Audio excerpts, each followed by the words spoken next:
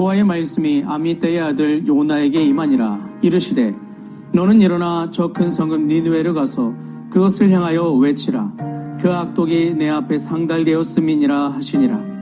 그러나 요나가 여호와의 얼굴을 피하려고 일어나 다시스로 도망하려 하여 욥바로 내려갔더니 마침 다시스로 가는 배를 만난지라. 여호와의 얼굴을 피하여 그들과 함께 다시스로 가려고 뱃삭을 주고 배에 올랐더라. 여호와께서 큰 바람을 바다 위에 내리심에 바다 가운데 큰 폭풍이 일어나 배가 거의 깨지게 된지라. 사공들이 두려워하여 각각 자기의 신을 부르고 또 배를 가볍게 하려고 그 가운데 물건들을 바다에 던지니라. 그러나 요나는 배 밑층에 내려가서 누워 깊이 잠이 든지라. 선장이 그에게 가서 이르되 자는 자여 어찌함이냐. 일어나서 내 하나님께 구하라. 혹시 하나님이 우리를 생각하사 망하지 아니하게 하시리라 하니라. 그들이 서로 이르되 자 우리가 제비를 뽑아 이 재앙이 누구로 말미암아 우리에게 임하였나 알아보자 하고 곧 제비를 뽑으니 제비가 요나에게 뽑힌지라. 무리가 그에게 이르되 청하건대 이 재앙이 누구 때문에 우리에게 임하였는가 말하라. 내 생업이 무엇이며 내가 어디서 왔으며 내 나라가 어디며 어느 민족에 속하였느냐 하니 그가 대답하되 나는 히브리 사람이요 바다와 육지를 지으신 하늘의 하나님 여호와를 경외하는 자로라 하고 자기가 여호와의 얼굴을 피함인 줄을 그들에게 말하였으므로 무리가 알고 심히 두려워하여 이르되 내가 어찌하여 그렇게 행하였느냐 하니라. 아멘. 안녕하세요. 데이바이블 조영재 목사입니다. 오늘부터 우리는 요나서를 함께 봅니다. 요나서는 많은 분들이 알고 계신 책입니다. 잘 알려져 있죠. 특히 큰 물고기 뱃속에 삼켜진 요나의 이야기가 너무 선명하기 때문에 그 기억이 많이 남아있는 것이 사실입니다. 그런데 오늘 우리가 봐야 될 것, 요나서의 중심은 그 물고기 사건이 아니라는 거죠. 요나가 행했던 어떤 행적들도 아닙니다. 중요한 것은 이 요나서 안에서 하나님께서 무엇을 우리에게 말씀하시느냐, 그것이 가장 중요하다는 거죠. 하나님은 이 요나서를 통해서 한 예언자의 실패 이야기를 우리에게 전해주신 것이 아니라 하나님의 마음과 인간의 마음이 충돌할 때 어떤 일이 일어나는지를 보여주고자 그렇게 이 책을 통해 우리 가운데 말씀하고 계신다. 여기에 우리가 주목할 필요가 있습니다. 그래서 오늘 우리는 요나서를 보게 되면서 요나에 집중을 많이 하게 되는데 그 너머에 있는 하나님의 의도, 그 요나를 통해 우리 자신을 비추어 보게 하고 계심을 우리는 한 번쯤 생각해 볼 수 있어야 됩니다.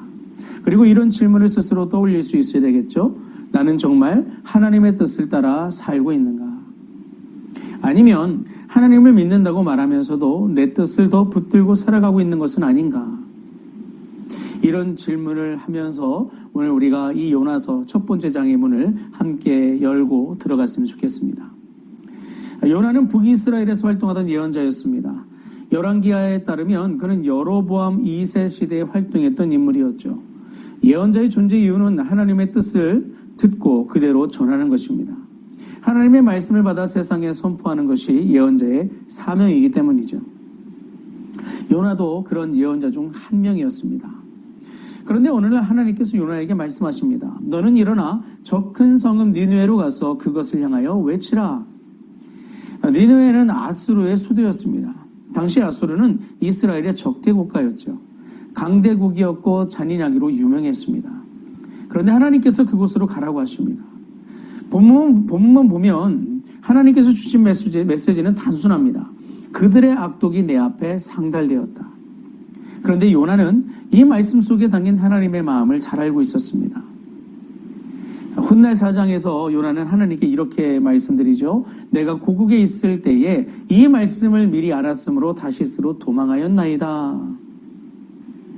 그러니까 요나는 지금 이것에 대해서 거부하고 다시스로 도망가게 된 이유가 하나님께서 단순히 오늘 1장 2절을 보게 되면 그들에게 가서 그들의 악독이 내 앞에 상달되었다 라는 이미지만 보게 되면 하나님이 화가 단단히 나셨다 정도로 해석해 볼 수 있겠지만 사실 요나는 그 내면에 담겨있는 하나님의 마음을 알았던 거죠. 만일 자신이 하나님의 말씀을 전하고 그들이 회개하면 하나님께서 그들을 용서하실 수도 있다는 그 사실, 여기에 요나가 집중하게 된 겁니다.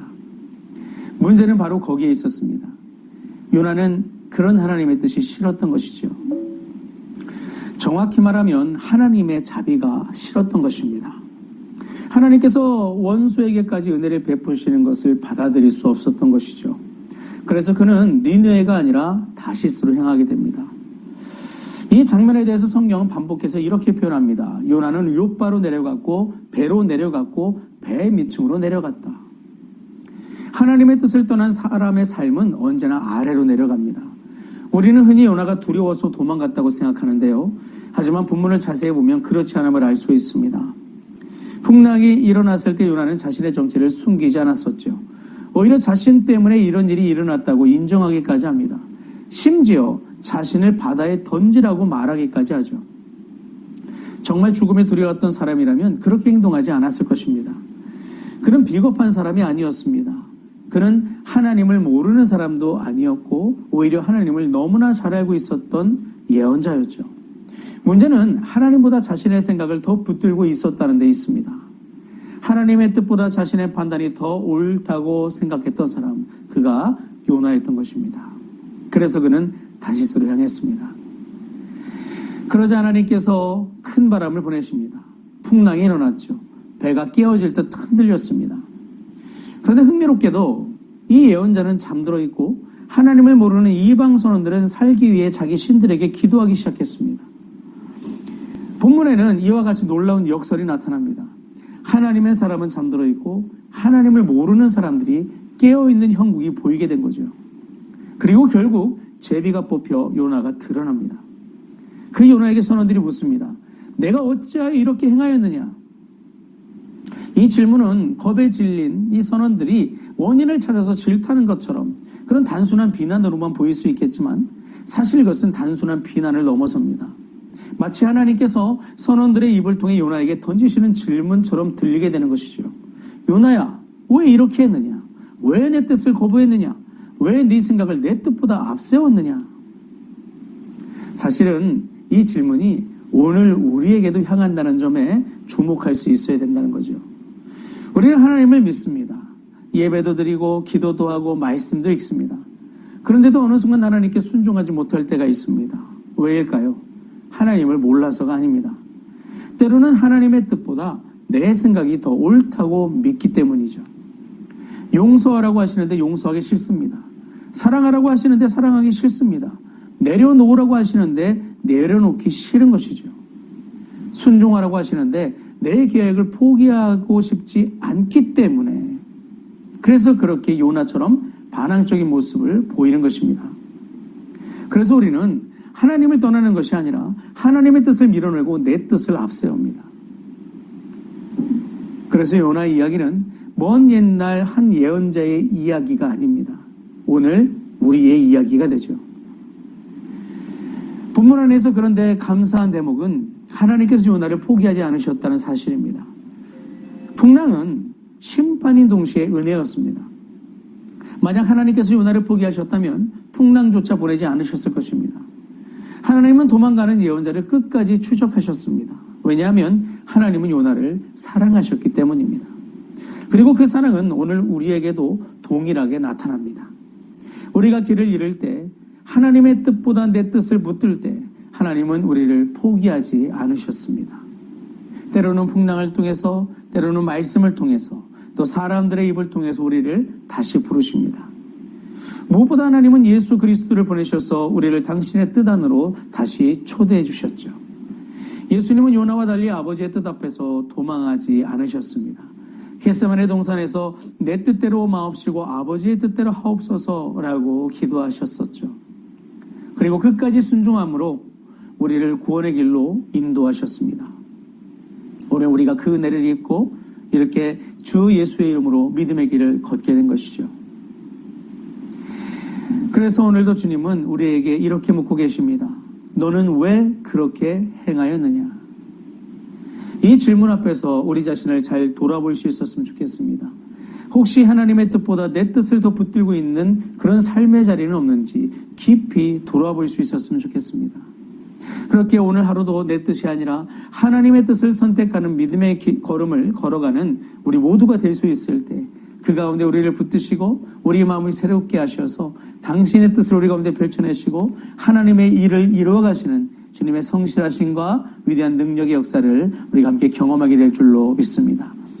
주님 안에서 믿음의 길을 선택하며 성령님의 도우심을 구하여 오늘도 내게 주신 믿음의 길을 온전히 나아갈 수 있는 우리 모두가 될 수 있기를 간절히 바랍니다. 기도하시겠습니다. 살아계신 하나님, 은혜의 주님, 우리 삶의 주인 되신 하나님께 우리의 삶을 맡겨 아버지의 은혜를 구합니다. 오늘부터 우리는 요나서를 보게 됩니다.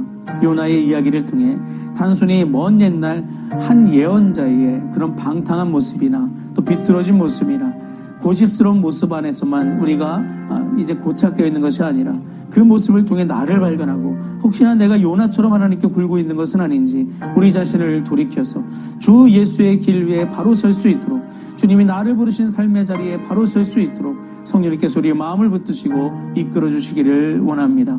우리로서는 그 잘못된 길에서 돌이켜 예수의 길로 설 수 없사오니 주님께서 우리를 새롭게 하시고 깨우쳐 주시고 온전케 세워주셔서 주 예수님과 끝까지 믿음의 길로 동행하는 우리 모두가 될 수 있도록 함께하여 주옵소서.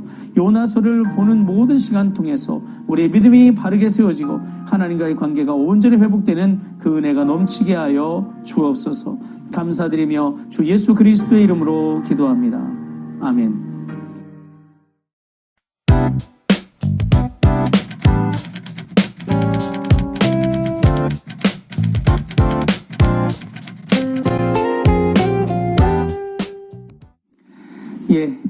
오늘도 길과 진리와 생명이 되신 주 예수님 안에서 우리에게 주신 하나님의 길을 찾고 또 그 뜻을 제대로 헤아려 은혜의 길로 행할 수 있는 우리 모두가 될 수 있기를 주님의 이름으로 축원합니다. 주님 안에서 사랑합니다. 그리고 축복합니다.